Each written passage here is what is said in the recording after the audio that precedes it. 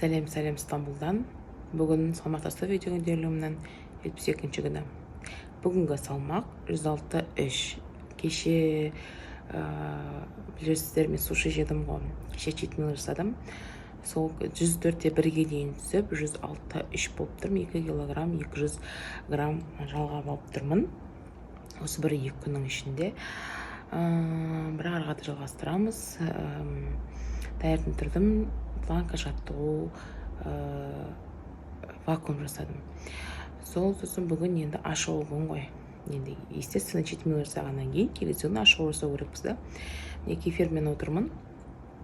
Кефирден басқа бүгін ештеңеге түсіре алмаймын.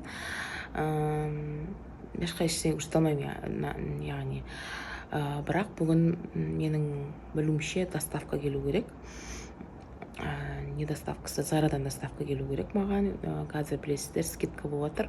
Барлық жерде сол соңғы скидкалерге ілігіп, менде жазғы киім емес, қысқы киімдер заказ бердім. Көп емес, азғантай бір 3 киім менікі, 2 киім баланікі шығар. Соны сізге көрсетейін, сізге контент болсын. Егер қызықты болса, мен бірге болыңыздар. Күндеріңіз жақсы өтсін. Қайырлы күн қыздар. Міне көріп отқандай, маған доставка келді. СМС келген, курьер шықты деп, вот соны әкеліп тастады. Енді осыны бірігіп қараймыз. Мына жауып тұрғаным, менің адресін жауып тұрмын. Так, кеттік.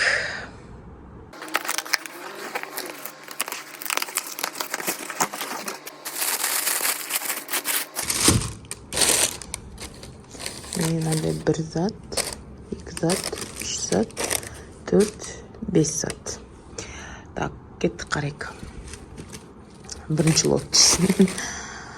Бағаларын қарау керек еді. Қазір қараймыз, сосын теңгемен сразу ауызша айтып кетейін. Так, бағасын қарап шықты. Мен аны қара деп заказ бередім. Қара емес, хакки екен, даже хакки деп жазылып тұрыпты. Мына жерде тіркеп кетемін. Мен бермегенмін ғой. Негізі ондайым жоқ еді. Бәрі мән беріп қарайтын. Мынадан XL бердім. Мұнда 1101 деп тұр ғой, бірақ на самом деле бұны мен алдым 690 лираға. 9.900 теңге, примерно 10.000 теңге. Бірақ бұның материалы дейтін, кәдімгі не, натуральный не материал, матасы натуральный, не бар ішінде, кашемир, вискоз бірдеңе бар сияқты. Оқиншы қазір.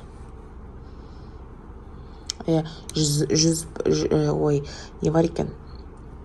Жүн бар екен, альпак бар екен, акрил бар екен. Акрил азғантай альпакпен жүннен жасалған, бәс ұстағанда кішкенде қолға батады бір ғой.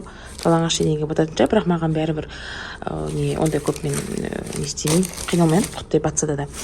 Кстати, бұнларды қолмен жуыңыздар. Мен бір рет тоже распаковка жасағанда тоже альпактан жасалған бір беткен жыртық сияқты өзінің моделі көк түсті бір свитер заказ берген.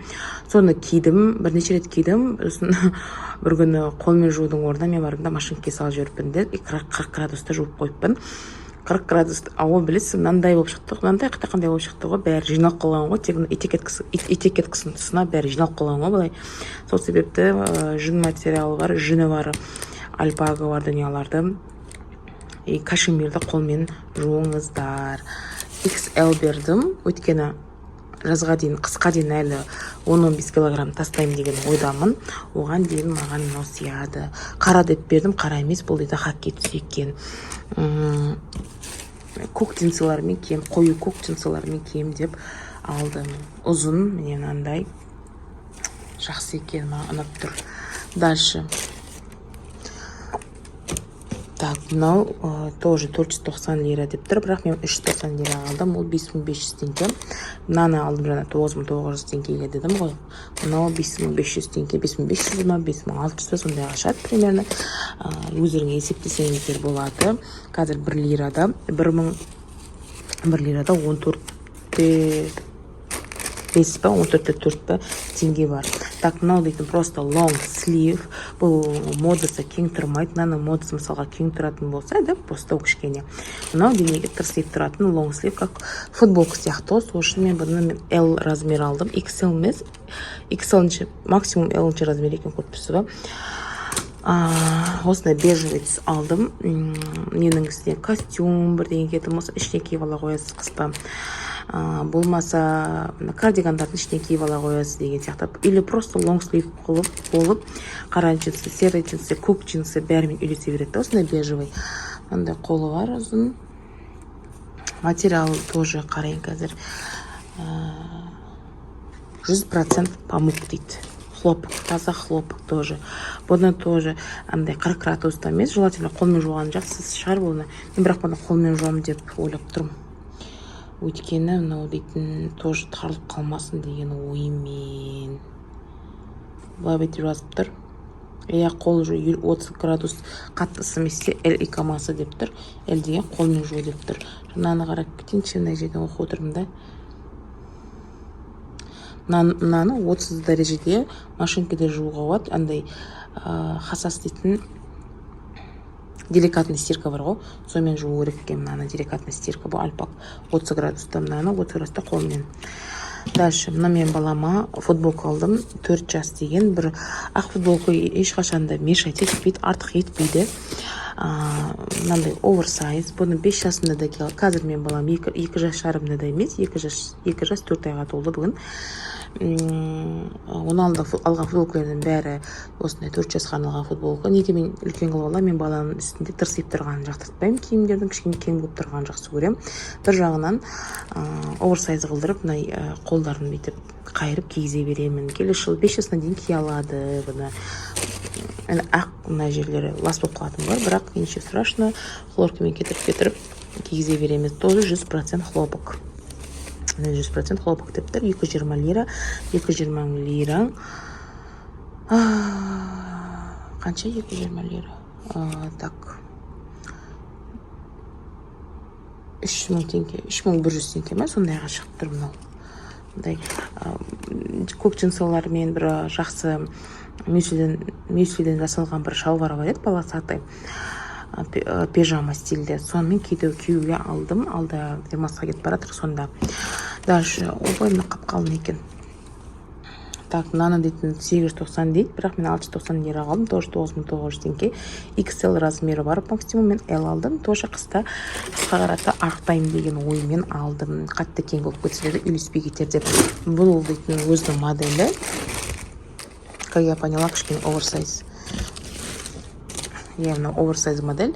Жақсы оған екен L алғаныма, қатты кең болып тұрса да болмайды. Так, осындай миди. Бірақ миди деп тұрғанмен маған почти что макси болып тұрады. Кішкене ұзын, мидиден кішкене төмен түсіп тұрады. Мен бойым қысқа ғой, 1.60 метр.